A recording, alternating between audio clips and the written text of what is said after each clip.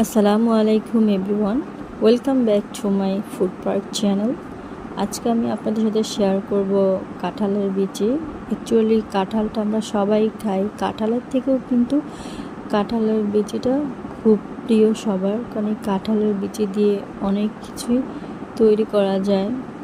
তো আমি কাঁঠালের বিচি আজকে আপনাদের সংরক্ষণ করে দেখাবো যে কাঁঠালের বিচিগুলো হচ্ছে আপনার 1 বছর পর্যন্ত আপনি ডিপ ফ্রিজে রেখে সংরক্ষণ করে খেতে পারবেন।